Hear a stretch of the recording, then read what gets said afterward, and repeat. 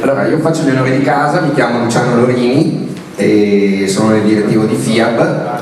Ci sono un sacco di facce nuove, bene, vuol dire che il nostro addetto stampa ha lavorato meglio del solito. È una dimostrazione che questa sala possiamo riempire, quindi adesso mi impegno per tutte le prossime volte. E lascerò a lui il piacere di raccontarvi il perché la bicicletta si sposa con l'argomento della serata, che è Zara, la Dalmazia, l'esilio e tante cose che andremo a scoprire. Io vi dico semplicemente chi siamo noi siamo un'associazione, ci chiamiamo FIAB Verona. Una volta eravamo noti come gli amici della bicicletta, ancora adesso amichevolmente ci chiamano così. Ci occupiamo di promozione della mobilità sostenibile o mobilità dolce o mobilità attiva, perché non esiste solo la bicicletta, noi parliamo anche di pedonalità, di mezzo pubblico e quindi tutte modalità che aiutano ad allentare la morsa che il traffico esercita sulle nostre vite quotidianamente, sia per quanto riguarda la qualità dell'aria, sia per quanto riguarda la congestione, e quindi proponiamo una modalità più leggera e più piacevole per gli spostamenti e per la vita. Ecco, abbiamo un'idea di città che a noi piace molto e che ci piacerebbe che col tempo diventasse lo standard come nelle città del nord Europa. Noi parliamo di mobilità urbana ma anche di cicloturismo, perché andiamo in bici tutti i giorni per gli spostamenti casa-lavoro, casa-scuola, per le piccole commissioni. Riconosciamo che questa modalità di spostamento è più efficiente, soprattutto sulle brevi distanze, non c'è paragone nella distanza di 5 km andare in bicicletta rispetto all'automobile, penso che lo sperimentiate tutti quanti.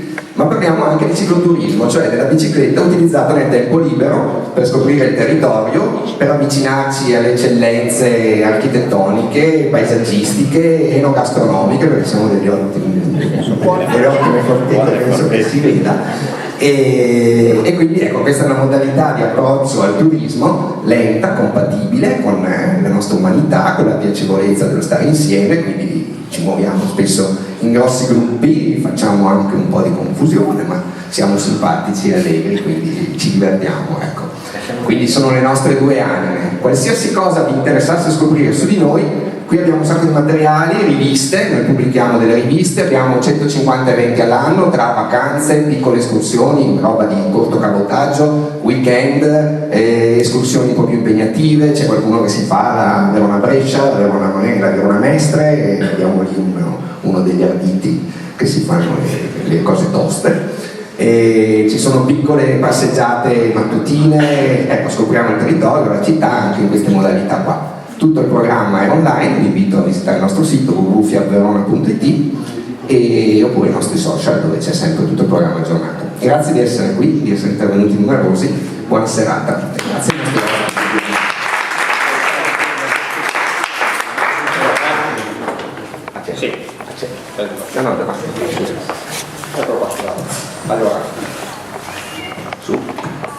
Grazie a Luciano che ci ha introdotto a questa serata, devo dire molto partecipata, grazie davvero per essere con noi. Cercheremo di essere anche veloci, rapidi e insomma magari di incuriosirvi. Intanto il perché di questa serata nasce da una chiacchierata, devo dire, credo fatta in bicicletta proprio, con loro che ci condurranno ad una ciclovacanza questo agosto, non ricordo esattamente il giorno di partenza, forse il 18, vero? Grazie Fabrizia, che è una legge del capo CITE, quindi si ricorda bene assieme al marito Marco, e andremo appunto in bicicletta, non andremo da qui, non partiremo in bicicletta da qui, ma percorreremo il territorio di quella che era una volta una parte dell'Italia. Insomma, questa è la storia, lo dice, quella era Italia, e in qualche modo appunto con Marco in bicicletta si diceva perché non ne parliamo, di capire dove andiamo. Cerchiamo di, per molti di noi magari è la prima volta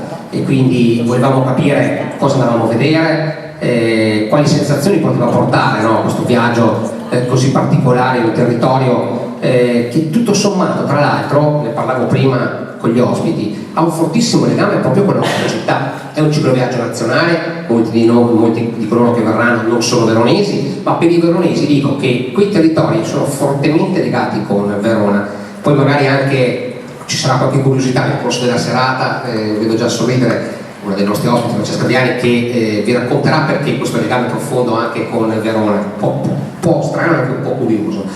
E quindi ecco è nato questo incontro con molto così alla mano, perché tale voleva essere, nulla di trascendentale, ufficiale, l'hanno chiamato convegno, in realtà è un incontro, insomma, no?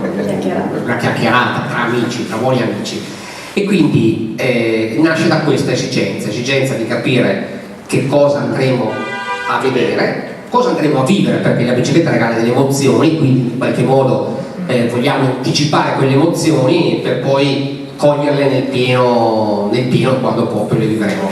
E quindi con noi ci sono un testimone diretto, posso dirlo perché così è, Giorgio Lina insieme alla moglie Rita sono proprio di Zara, nativi di Zara, che è il fine ultimo del nostro viaggio. Partiremo da Sarajevo e giungeremo a Zara dopo una settimana di scampagnate in bicicletta tra amici, di chiacchierate in bicicletta tra amici, e quindi è un testimone diretto. Se non ricordo male, Giorgio Rita ha lasciato Zara all'età di 10 anni. Lei ha 3 mesi.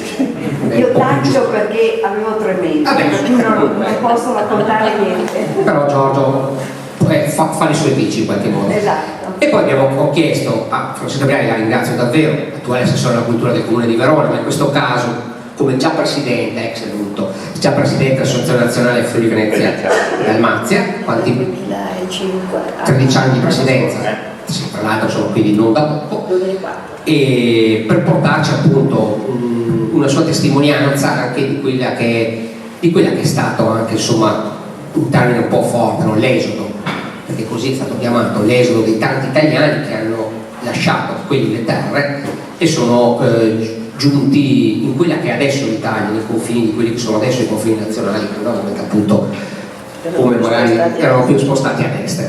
E allora io proprio chiedo a Francesca, faccio partire Francesca insomma in qualche modo come prima relatrice di questo incontro, così di illustrarci un po' anche quelli che sono i ricordi.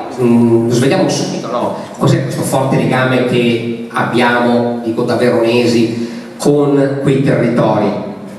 Ce ne sono tante, no, di curiosità. Ce ne vuoi spiegare qualcuna intanto? Grazie, intanto un ringraziamento io li chiamo amici della bicicletta perché per me essere amici della bicicletta, mi sento anch'io un'amica della bicicletta, la uso come appunto mezzo di mobilità urbana, anche questa sera sono in bicicletta e sono sempre stata abituata, tutta la mia famiglia l'ha sempre usata come mezzo per spostarsi. Ho avuto un papà sportivissimo, triatleta, è sempre stato già abituati a questa modalità di vita sportiva e anche agonistica a volte, che conferisce una certa tenacia che mi aiuta anche nel mio attuale incarico, che devo dire a volte la richiede un po' di determinazione anche per la sopravvivenza.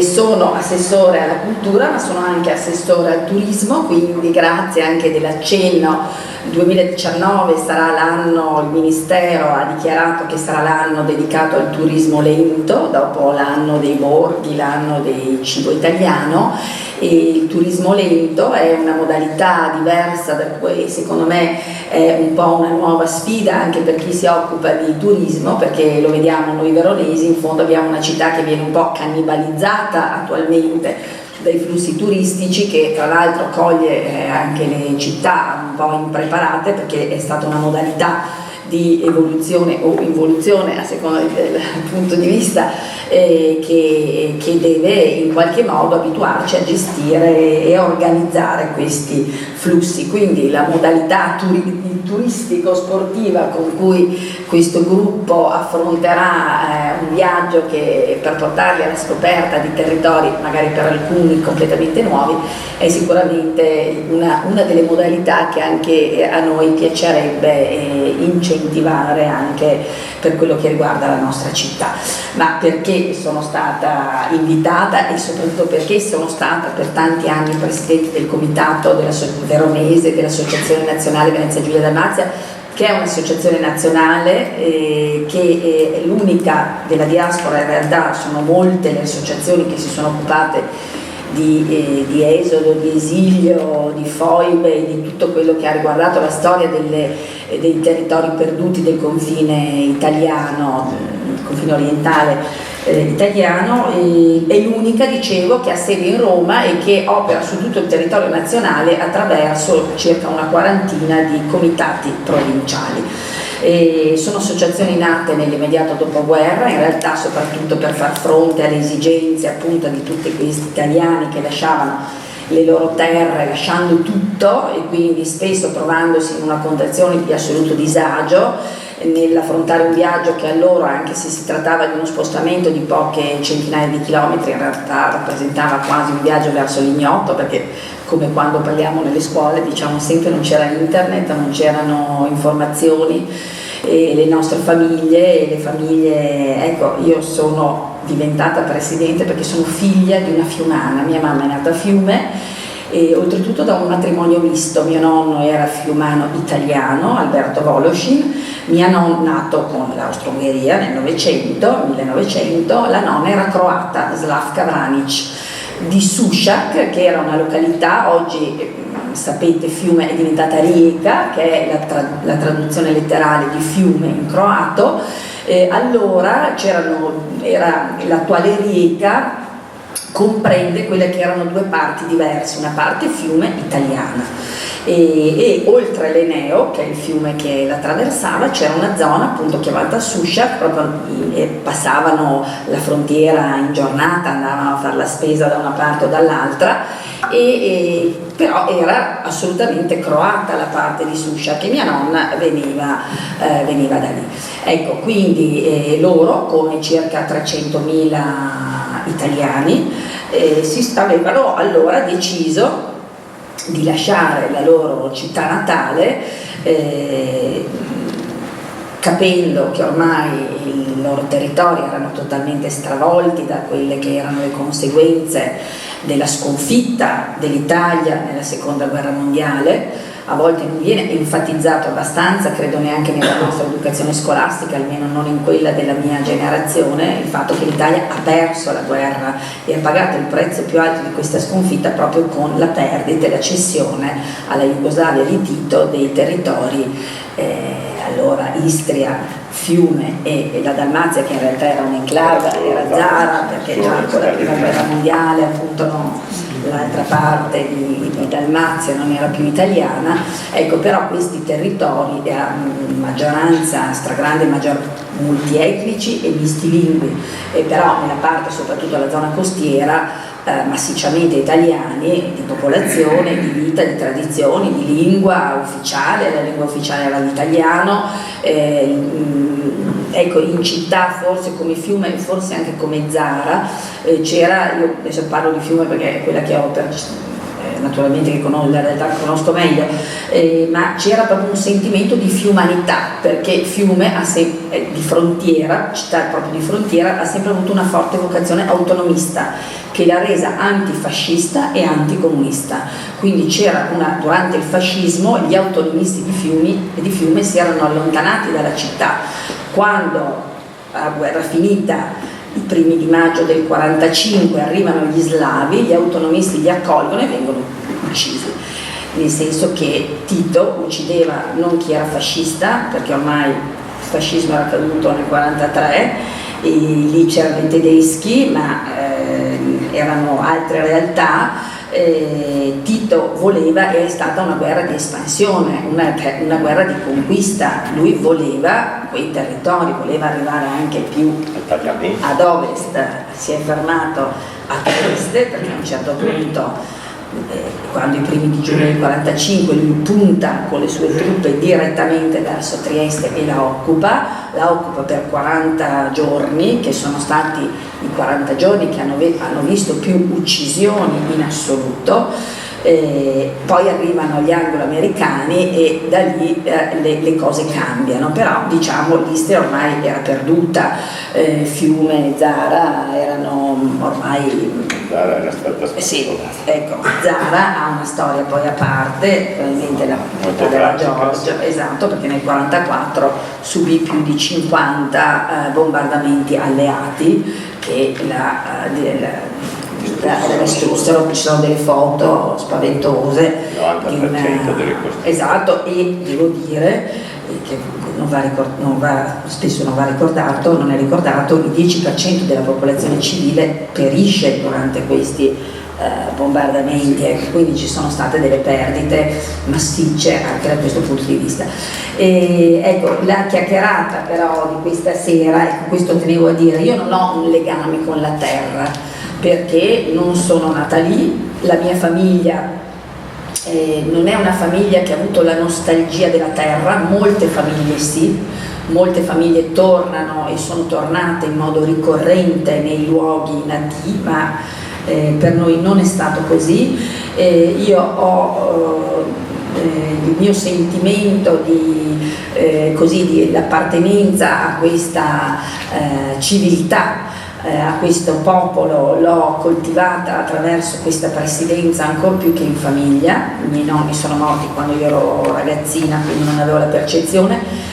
Appartengo a una di quelle famiglie che non ha parlato della storia, perché anche qui ci sono storie familiari diverse, ci sono famiglie che ne hanno continuato a parlarne, famiglie che con il silenzio che ha coperto la loro storia sono diventate silenti anche loro e si è fatto finta che certi avvenimenti non ci fossero stati, si sono rimboccati le maniche, hanno ricominciato a vivere più possibile nella normalità, certamente dopo periodi di vera disperazione, perché mia mamma la ricorda la disperazione dei suoi genitori e ecco, questi comunque sono avvenimenti che hanno in qualche modo segnato la nostra storia. Io quando ho avuto questa opportunità, che è stata quasi una casualità, devo dire che la vicinanza, quindi non la nostalgia per la terra, ma la vicinanza di tanti esuli, Rita e Giorgio sono fra le carissime persone che ho conosciuto e a cui sono stata vicina per tanti anni,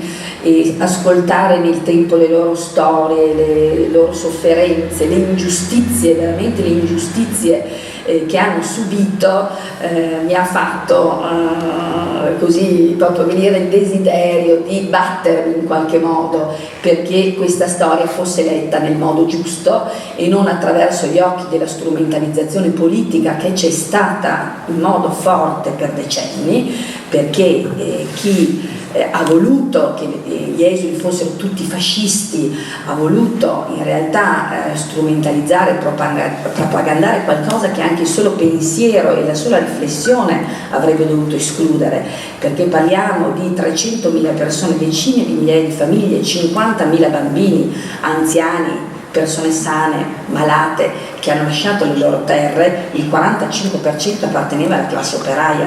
La gente che è venuta via perché non si poteva più vivere, gli italiani non potevano più vivere, perché alcuni sono venuti via all'inizio, già dopo l'8 settembre del 43, con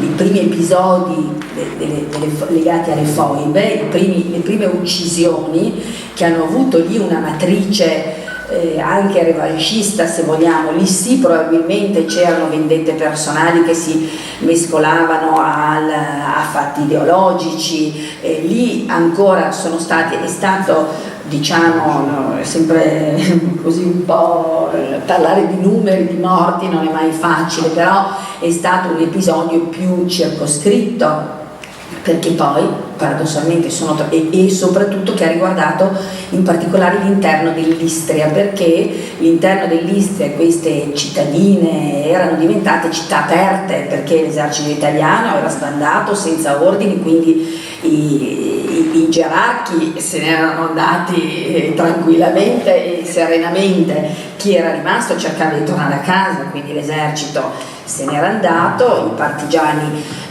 titini, slavi, che erano comunque, venivano lì sì dai boschi, non erano un esercito ancora, erano delle bande di partigiani che avevano vissuto nei boschi, scendevano in queste località e lì è successo di tutto, quindi già lì è iniziato l'esodo, perché c'erano le famose liste di proscrizione dove sapevi che se ci cascavi dentro eri morto. Noi cito sempre per esempio Tulia Manzin, figlia del medico condotto di Rovigno.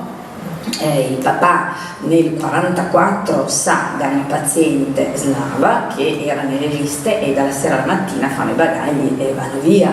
Ecco, quindi storie come queste ce ne sono state moltissime, di gente che partiva, andava o da conoscenti o da parenti, arrivava però proprio alla spicciolata. Ecco, però il grosso, diciamo, la parte tragica è quella appunto all'indomani della fine della guerra. Con il 25 aprile l'Italia viene liberata, ma invece dagli anglo-americani, ma Istria, Trieste, Fiume, Zara vengono liberati da Tito, e la musica è molto diversa perché a quel punto l'italiano, chi rappresenta l'Italia e chi si sarebbe opposto alla slavizzazione di quei territori è il nemico e va eliminato. Quindi vengono colpiti non i fascisti, forse anche i fascisti, chi c'era che era rimasto fascista, ma soprattutto vengono eliminati tutti gli uomini che rappresentano lo Stato, quindi dai maestri di scuola, ai carabinieri, ai finanzieri, alla gente che aveva comunque un ruolo e che faceva supporre che si sarebbe opposta alla slavizzazione. Ecco, quindi è una vera mattanza che colpisce migliaia di persone.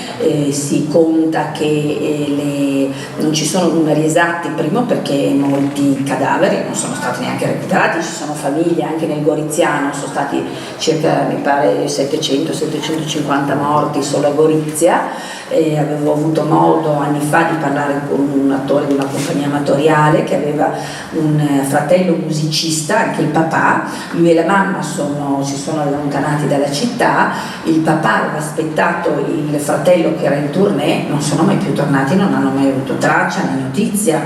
Ecco, quindi di storie, anche questa storia come questa, ce ne sono state moltissime. Ecco, quindi se voi mi perdonate se io vi do più che altro delle sensazioni, forse per parlare dei luoghi, forse anche una buona guida, uno sguardo a internet, vorrei un po' che così trasmettervi quello che è stata, e che lì ritroverete l'italianità di quelle terre, perché come diciamo noi lì sono anche le pietre che parlano latino, istroveneto, italiano, perché ci sono tracce di romanità.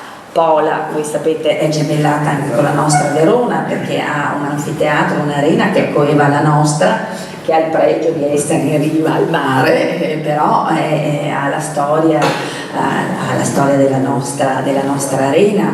Abbiamo Rovigno, Parenzo, sono cittadine veneziane. Il campanile della chiesa di Santa Eufemia di Rovigno, Santa Eufemia è la santa patrona di Rovigno, è un piccolo campanile di San Marco, è un campanile di San Marco in dimensioni ridotte. Parenzo, girare per Parenzo è come girare per Venezia, le caglie di Venezia, ecco, quindi Era anche per Zara. e Zara era veneziana, esatto, ecco. Fiume più legata a una cultura mitteleuropea, quindi più triestina come matrice, diciamo, si ritrova più Trieste, il porto, ma anche l'architettura e le tradizioni, il bel teatro, che allora era il Teatro Verdi, che Fiume è una grandissima tradizione anche lì della musica lirica. Tutte le famiglie cantavano le arie delle opere, i bambini andavano con mia mamma, andava con la nonna al Teatro Verdi a ascoltare l'opera la domenica pomeriggio, ecco, quindi io credo troverete ancora persone che parlano italiano, che parlano i dialetti. Ho presentato di recente un libro di Giovanni Veronesi, che era in realtà lavorava in comune, una persona amabile che ha scritto un libro in versi con il dialetto veronese, proprio parlando, le dicevamo in fondo la lingua, perché la chiamano lingua, anche il fiumano parli in lingua, dicono per queste genti che arrivano da quel luogo, che hanno perso la loro terra, sono state mantenute, comunque hanno mantenuto viva la loro cultura attraverso le tradizioni, attraverso la lingua, attraverso quel dialetto. Mia mamma non l'ha mai parlato con noi, però come incontra un fiumano parla in lingua, cioè proprio in un secondo. Ecco, questo è il... Purtroppo si perderà, perché noi figli, io lo capisco bene, cioè, ma non ho la stessa, non ne parlo.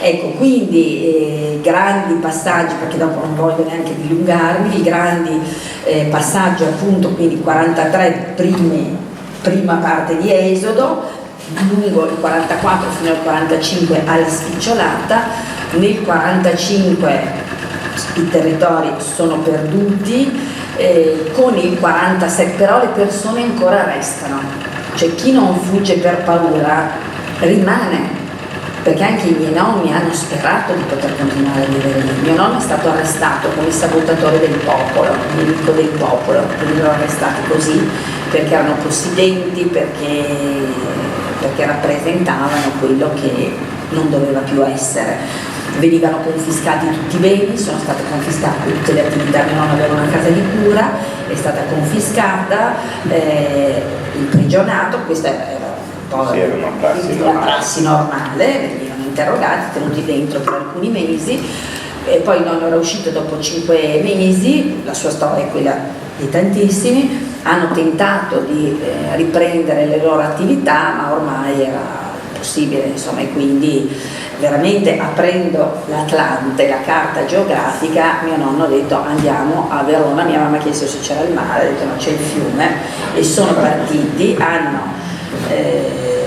affittato un camion, caricato quello che consentivano di caricare, pochi mobili, pochissimi soldi, non si potevano portare via soldi, tanti li incollavano nelle pagine dei libri, ci sono racconti di tanti, non si poteva venire via quasi con niente. Hanno scelto Verona, sono arrivati a Verona.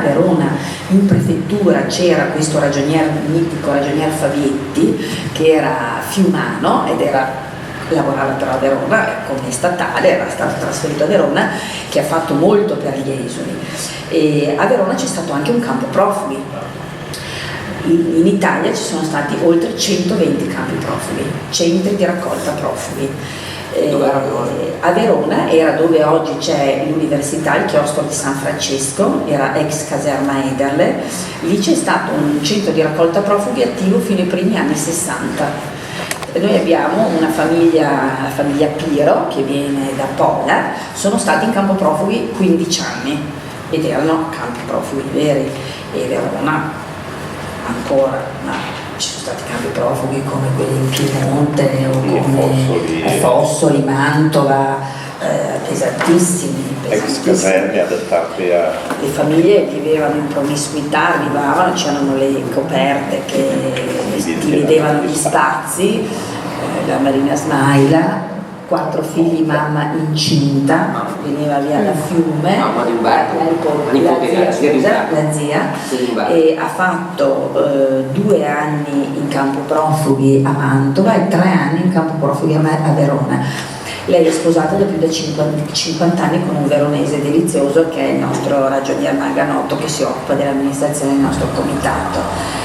Non ha mai, aveva detto di Mantova, pensavo aveva detto di recente, non aveva mai detto a suo marito di essere stata in campo profughi a Verona, perché si vergognavano tutti, perché voi pensate che i bambini venivano nelle classi, erano emarginati, nelle pagelline delle elementari avevano scritto profugo.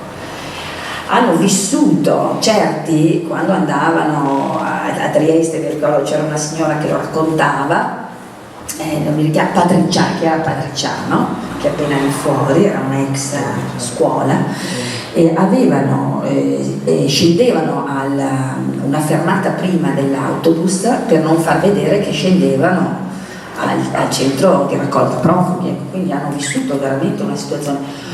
Tutto questo è stato accontizzato dal fatto che poi nel tempo, perché subito se ne parlava, questo libro, che è un libro interessante che non so neanche se si trova più, La stampa e la memoria, le foibe, l'esodo e il confine orientale nelle pagine dei giornali lombardi agli albori della Repubblica. Qua ci sono testimonianze del 47, adesso io ho segnato in particolare 2 articoli, uno di Giuseppe Silvestri, che è stato un grande giornalista veronese, antifascista, imprigionato agli Scalzi, che ha scritto per il Corriere della Sera e scriveva Pola muore lentamente, e nello stesso 47, sempre l'inverno, eccoli qua, ecco a bordo del Toscana i polesi che fuggono dall'Italia, Indro Montanelli, il nuovo Corriere della Sera, 13 febbraio del 47.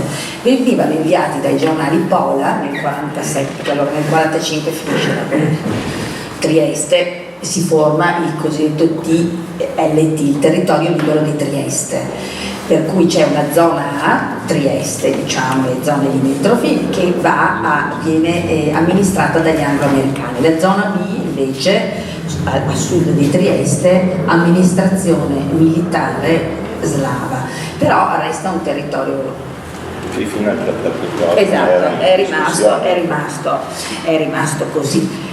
E nel 47 Pola è un'enclave dove ci sono gli anglo-americani, quindi in mezzo ormai a un'Istria slavizzata c'è questa zona che è, come nel territorio libero, è in mano agli anglo-americani, che a un certo punto organizzano, cioè è l'unica parte dell'esodo che è organizzata. Quindi vengono organizzati dei piroscafi che fanno la spola da Pola a Venezia o anche ad Ancona, e il Toscana è l'emblema dell'esodo, ma c'era anche il grado, e trasportavano gli esuli, quindi la banchina del porto di Pola, gennaio-febbraio del 47, un freddo pazzesco, ci sono delle foto tremende, pochi mobili, vengono riesumati morti, perché c'è gente che si è portata via le salme dei propri cari, che se no erano abbandonate nei cimiteri,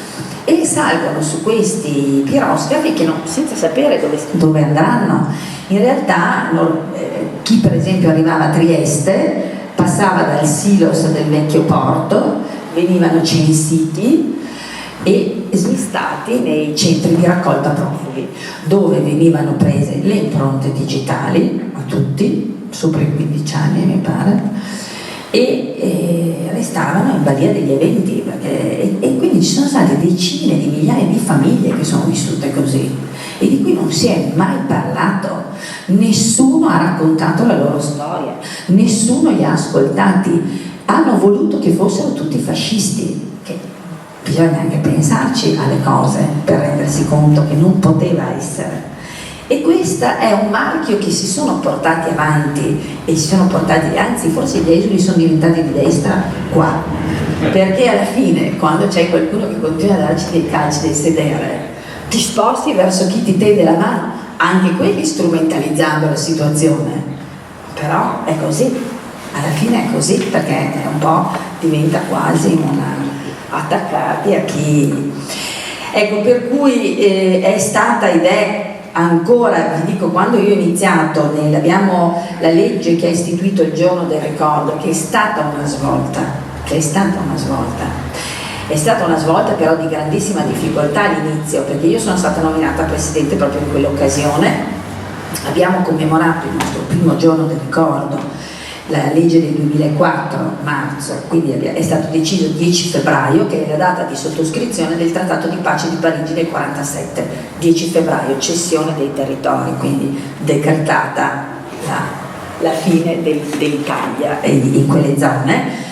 E viene indicata questa data, quindi il 10 febbraio del 2005 viene commemorato il primo giorno del ricordo. Io mi ricordo, abbiamo chiesto al comune, grandissime difficoltà, e abbiamo proposto di posare un cippo alla memoria dei nostri morti al cimitero monumentale di Verona. E ho dovuto trattare, e grazie alla Patrizia Bravo, che era allora la presidente dell'AGEC, che era competente ovviamente per il cimitero, e abbiamo potuto posare un cibo che però fosse sotto una certa altezza, perché se fosse stato più alto saremmo dovuti passare dal consiglio di amministrazione dove c'erano 2 componenti di estrema sinistra che non avrebbero fatto passare il progetto. Allora, capite l'assurdità della cosa, ma le cose poi negli anni sono cambiate, perché per esempio nel 2007 Ciampi, da una grande svolta da uomo illuminato, e Napolitano anche, Napolitano ha fatto moltissimo per gli esuli. Certo, però ha chiesto scusa, hanno chiesto scusa di tante cose i comunisti, anche di questa, ma insomma almeno hanno chiesto scusa, ma anche sì, Napolitano, devo dire, è stato vicino come Violante. L'onorevole Violante è stato un uomo che ha sostenuto moltissimo anche i progetti di legge mai andati in porto sul risarcimento dei beni abbandonati, perché il piccolo particolare, oltre ad aver ceduto tutti i territori e essersene dimenticato, che chi ha veramente pagato era chi viveva lì, perché l'Italia in fondo si era un po' dimenticato di aver perso la seconda guerra mondiale, ho preferito farlo. Noi abbiamo anche, quando a un certo punto si vede che l'Italia lì non ci sarà più, lo Stato italiano decide di cedere i beni di proprietà privata di chi era venuto via, o di chi anche era ancora lì, ma comunque beni ormai confiscati, decide di cederli allo Stato, alla Jugoslavia, in conto dei danni di guerra, mi pare 150 milioni di dollari, se non ricordo male, ma potrei sbagliare cifra, a cui l'Italia era stata condannata, perché la Jugoslavia aveva vinto la guerra, noi l'avevamo persa, quindi l'Italia, ma tutta l'Italia, era stata condannata a pagare un risarcimento agli slavi. Lo Stato italiano decide di fare una valutazione, prende, mi pare un valore convenzionale del 1938, valuta tutti i beni che erano rimasti lì e in spregio di qualsiasi previsione dei trattati internazionali li cede alla Jugoslavia, assumendosi il debito nei nostri confronti. Altro motivo. Non è stato mai pagato completamente. Noi, la mia famiglia, ha ancora 2 società anonime in liquidazione, iscritte alla Camera di Commercio di Verona, la società ALA e la società Casa di Cura Fiumana, nell'attesa che vengano liquidati i risarcimenti. Ecco, ci sono ancora le pratiche aperte al tesoro, e questo è stato sicuramente anche uno degli altri motivi che ha coperto per cui c'è stato il silenzio. Ha fatto comodo a tutti che ci fosse, che tutta questa storia fosse dimenticata e messa da parte, perché ha fatto comodo veramente a tutti, ha fatto comodo alla sinistra, ha fatto comodo alla destra, ha fatto comodo alla Democrazia Cristiana, che era al governo, avrebbe dovuto pagare i debiti. Quindi è stata una popolazione sfortunata, nel posto sbagliato, nella propria patria, in quella che sentiva essere, che era la loro patria, che li ha totalmente abbandonati. E che continuiamo ad amare. E noi continuiamo ad amarla moltissimo, esatto. Però il giorno del ricordo ci ha dato, con grande ritardo, la soddisfazione di poterne parlare nelle scuole. Noi dobbiamo sempre giustificarci, però, andiamo sempre un po' col cappello in mano, come a dire no, ma non siamo fascisti, guardate che in realtà siamo italiani, sì, buoni anche, non abbiamo mai fatto niente di cattivo, di brutto. Ecco, e questa è stata un po' questa ingiustizia che proprio ho sempre percepito, sempre di più in questi anni, quella che anche personalmente mi ha sempre spinto a mantenere vivo il ricordo. E ecco perché Sardo prima diceva che Verona... Sì, racconta che questo episodio. Esatto, perché molti di loro magari saranno andati, sapendo come me. Verona ha un cinema che si chiama Fiume. Il cinema Fiume è stato costruito da un gruppo di fiumani, quindi mio nonno, con una società che esiste ancora, poi è stato ceduto, una società che l'ha costruito, una società che si chiama Carnaro e che è ancora attiva, ed è stato chiamato Fiume in ricordo della loro città.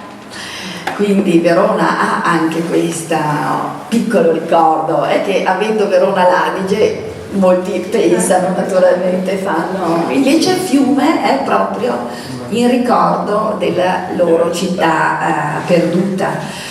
E abbiamo poi appunto il chiostro di San Francesco, devo dire, il Senato accademico, mi pare del 2010-2011, ci ha autorizzato, anche lì c'è stato un professore che aveva votato contro, non importa, era stato uno, e ha autorizzato e è stata posata una lapide, se percorrete proprio il lato che porta all'ingresso, sulla destra c'è una lapide che ricorda, con un'epigrafe in realtà che abbiamo dosato io e Giampaolo Marchi, persona deliziosa che ho conosciuto in quell'occasione, sempre attenti che non urtasse qualche sensibilità, però insomma abbiamo così c'è questa lapide che ricorda, e devo dire anche con una certa soddisfazione nei confronti della nostra città, che non è stata mai sfregiata, a differenza come non è stato mai sfregiato il nostro cibo, a differenza in altre città purtroppo.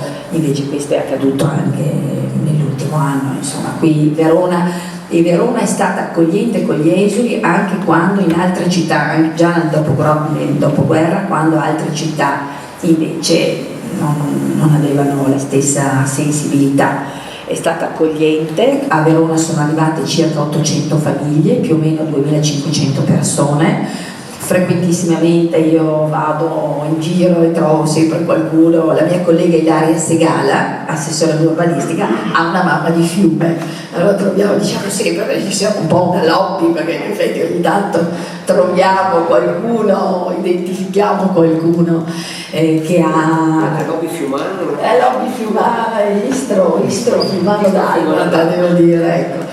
E quindi questa, ecco, quindi per chi affronterà questo bel viaggio in bicicletta e farete la costa, ecco, quindi nella costa tanto si mangia bene, sono posti stupendi, si mangia benissimo, e devo dire, penso sempre che se gli italiani allora avessero avuto contezza di quali meravigliose terre avrebbero abbandonato, forse avrebbero lottato di più, perché abbiamo veramente lasciato un posto magnifico, un mare stupendo, una natura rigogliosa, cioè sono veramente dei luoghi straordinari, insomma li vedrete ecco, quando li percorrerete io spero li potrete, ecco qua.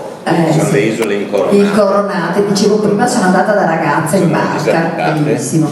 Però è il paradiso dei surfisti e dei velisti, perché è un ambiente. Noi eravamo andati in barca a vela, infatti.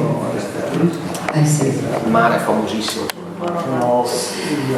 Ma le coste, lo vedrete, dopo sono state anche deturpate, devo dire, anche da un'architettura. A Zara per esempio nella ricostruzione non ha tenuto conto. Ecco, adesso io passerei a Giorgio la parola, perché era stato dato un tempo che credo, dopo naturalmente qualsiasi domanda, curiosità, siamo disponibili. Giorgio e Rita non lo dico perché sono qua, sono veramente delle persone straordinarie. La nostra è una piccola comunità, la nostra associazione è numerosa, ma insomma poi chi lavora, chi si impegna è un piccolo nucleo, loro sono sempre disponibili, sempre in prima linea e sempre insieme, che anche questa è una gran bella cosa. Siamo un po' la Giulietta e Romeo. Esatto. La Giulietta e Romeo dei Dalmati, perché tra l'altro io e mia moglie ci siamo conosciuti a un raduno dalmata. Posso chiedere una cosa prima di entrare giustamente con Giorgio, magari approfondiremo anche di più. Volevo chiedere, per curiosità anche, penso l'abbiate anche voi, prima abbiamo visto, se poi Luciano fa vedere, che cos'è questo? Questo è lo stemma di Dalmazia, i tre leopardi coronati. Niente, fa parte questo qua è lo stemma, si vede pochissimo, sono stupida, non ho portato perché lo stemma per esempio della nostra. Questo qua, eccolo qua. Eccolo qua. Ci spieghi cos'è? Certo, qua c'è tutto, perché c'è il tricolore, il leone di San Marco, Zara, l'Istria, Gorizia e Fiume. Quindi sono gli stemmi delle 4 città e località, sì, il castello Gorizia. No, Dovrebbe essere, a me hanno sempre detto Gorizia. È Però una disputa in questo momento storica, giustamente. D'altra parte, scusate, Zara e Fiume, magari un po' di rivalità c'era. E c'era la Barda di Trieste. La Barda di Trieste. Era la Barda di Trieste, quindi è un condensato in pochi centimetri, quindi abbiamo tutti i nostri distintivi che stupidamente non ho portato, ma è un condensato Di quello che è stato. Ecco, l'ultima cosa che Curiosità che dico è che ancora adesso ci sono 3 liberi comuni in esilio, Sì. Pola, Zara e Fiume, con un sindaco, una giunta e un consiglio comunale. Senza Sono stata territorio. assessore, prima di essere assessore comunale, però sono stata anche assessore del comune, libero comune di Fiume in esilio. Comuni senza territorio. Senza territorio, ma Senza- con molta senso di appartenenza, esatto, molto ideali. Ideali, dove viene fatto viene eletto un sindaco con una giunta che così una volta anche molto vivaci, devo Sì. dire, anche litigiosi, anche diciamo la verità. litigiosi, ma che insomma discutono i problemi degli associati. Esatto. Non hanno motivo.